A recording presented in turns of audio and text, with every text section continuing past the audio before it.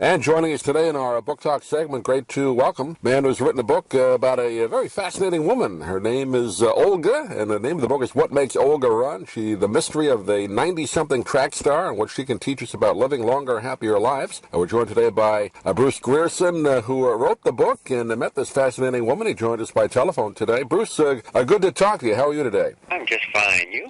I'm doing great. I had a chance to read the book, and then I got to see the piece you did on the Today Show. So congratulations on that. You're getting some good publicity on this. Yeah, that was. I don't think pickled herring has ever had as good press as it got on the Today Show.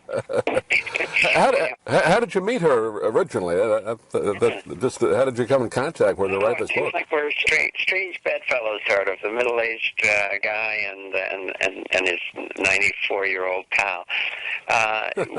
Turns out we're almost neighbors here in Vancouver, BC, in Canada, and I hadn't met her before I learned about her about 5 years ago, when she was really burning up the seniors track circuit, and she was almost 90, and she was breaking a lot of world records in the track events she was in, and partly what piqued my interest was, like anyone, I was kind of astonished that you can do track and field at 90, but that she was doing it sort of with as much gusto as she was. She competes in 11 events, including sprints and high jump and long jump. And I thought, wow, okay, let's see this woman. I just have to lay my eyes on her. And when I did, and I got talking to her, and it became clear that the scope of the story of her was so much more than kind of a quirky sports story. It was a story of. It was a story about the science of human aging, and told through somebody who's defying so many of the rules. Yeah, I thought it was fascinating, not only from an age standpoint, but particularly a woman that would do track at that age. I've seen some video of some, the older guys that'll run track at 80 or 90, and that's great in itself, but you don't see many women it is doing true it.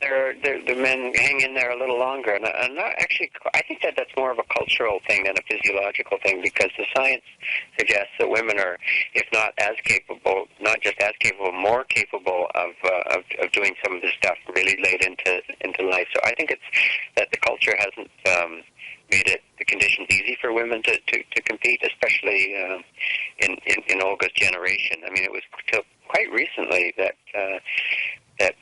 Olga will say that women were discouraged from competing at all because the fear was that they would damage their reproductive organs. Right. It's only quite recent memory to her that she was even able to do this kind of thing at all without raising eyebrows. Right. Yeah, she was, I guess, in her 70s when she took it up. It wasn't like she did it in her, teens or 20s. She was 77 before she tried it, right? 77 before she discovered it. Yeah, she was already, she was active, and she was, a super youthful 70-something woman, doing other things like bowling and playing slow-pitch softball and stuff. But a friend told her about Masters Track, and which she didn't know existed. Track and field for older people, and it turns out she had a perfect sort of skill set to transfer to a lot of these events that she ended up doing, and she got really good really fast, and started winning medals, and it kind of and sort of thought this is pretty fun. I'd like to keep this going. The travel, the competition, and wow, I think I might have been born to do this. So. And she was a teacher for her career, and she raised a couple of children, I guess, as a single mom, right, for most of her adult life? She did, yeah. And back in the 50s, when it was not that common to be a single mom and leaving she left a pretty abusive marriage, right. And she really had no roadmap there, because she said, as far as I knew, I was the first single mom in the history of the world. She left her little her small town in Saskatchewan, took the girls, and basically fled in the night with her two daughters, and started a new life, raising them on her own. And that's just one of the that tells you a little something about her, or just that alone. And the science about resilience suggests that the more kind of challenges like that, and the more hardships that we've encountered and been able to conquer, the tougher it makes us, and the tougher, even at the level of the immune system, it makes us. And so people who've had a lot of challenges end up being quite gritty in the positive sense, and their stress systems, their stress management systems and immune systems are tuned up and toughened, and they live longer and they're healthier generally. So part of that story of Olga's kind of difficult upbringing is that it's also part of the story of how she's able to be who she is now. Yeah, I think you talk a lot about that in the book, about going through certain things, and you look at the generation of people that went through the Depression or those terrible times, even in foreign countries that may have gone through that, and then they lived to a long old age. You see more of that generation did that, because if they overcome it then, that kind of helps them later on in life, doesn't it?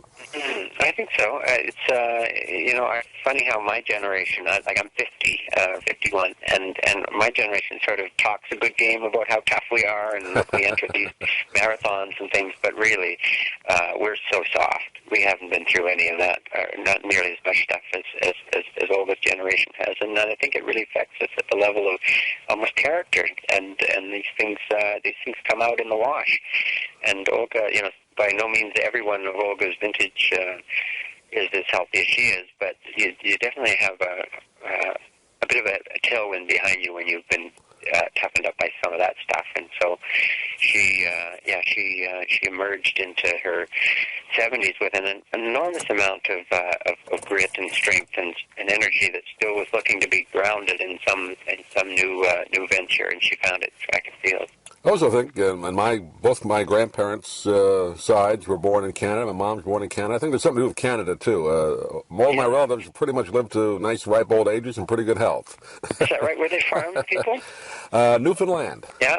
Both sides. So a tough fishing, area, cold weather, and I think that has something to do with it. My grandparents fortunately came down to New York. That's where I grew up, but I think there's something to that. Yeah, there might be. Well, they talk about if you stress a rat in sort of lab conditions, and there are various ways to do it. One of the ways that they do it is thermal stress. They subject it to plunge it into cold water, and rats that have been thermally stressed at intervals, they end up being toughened up in ways that you can measure. So I don't know, maybe the fact Olga grew up on the cold Canadian prairie has something to do with her being thermally stressed in a way that's beneficial to her now. Maybe the same with your I think so. I've heard stories of how the weather was up there in the winters. I'm glad I didn't have to grow up there. Pretty rough, yeah. Well, I know we have limited time today, so I just want to give the title out again, What Makes Olga Run? We've been talking with Bruce Grierson today. And Bruce, give out a website. People get a hold of this book or get a hold of you if they like. Yeah, well, the best way is probably just to punch in to Google What Makes Olga Run, and all kinds of good stuff will come up. My own website is just myname.com. But you'll find Olga pretty quickly. She's one of the best-known Olgas on Google now. Comes up almost before anyone else, so pretty neat. Bruce, a pleasure to talk to you for a few minutes, and hopefully we can do it again down the road. Thanks for being with us today. You too. Thanks so much.